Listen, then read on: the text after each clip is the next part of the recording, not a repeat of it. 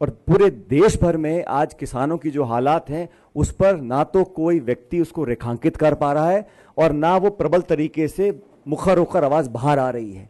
और उसका कारण ये है कि जो ज्वलंत मुद्दे हैं, जो इश्यूज ऐसे हैं जो व्यक्ति के जीवन को टच करते हैं, उन मुद्दों पर चर्चा नहीं है, क्योंकि भावनात्मक मुद्दों को, ऐसे मुद्दों को जो विवादित मुद्दे हैं, उन मुद्दों की चर्चा कर कर भाजपा और भाजपा की सरकार लोगों का ध्यान भटका रही है।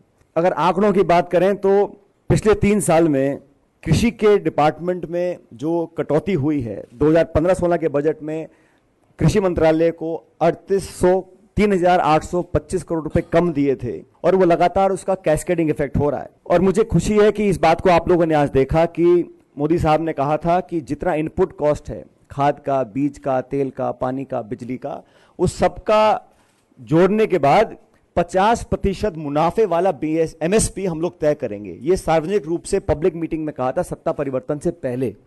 हमारी सरकार केंद्र में रही और मुझे फक्र है हमारी सरकार के ऊपर कि किसानों को, छोटे लघु किसानों को जो 2 बीघे में, 4 बीघे में, 5 बीघे में खेती करता है, हल चलाकर, ट्रैक्टर चलाकर, जमीन का पेट फाड़कर अनाज पैदा करता है, देश का पेट पालता है, उस छोटे किसान की मदद करने के लिए हमने 72,000 करोड़ रुपए का उनका ऋण माफ किया था। जो आर्थिक सर्वे, इकोनॉमिक सर्वे 2016 का, उसमें सरकारी आंकड़े बोलते हैं कि एग्रीकल्चरल हमारी जो ग्रोथ है वो नेगेटिव हो गई है। एनडीए सरकार ने धीरे धीरे जो टैक्स था, जो इंपोर्ट ड्यूटी थी गेहूं पर, पहले 25% थी, फिर 10% थी, फिर 0% कर दी नवंबर 2016 में। अब किसान अपनी जान कैसे बचाए, और जो एमएसपी है 1600 रुपए क्विंटल गेहूं का, उस पर किसान की पार नहीं पड़ रही है।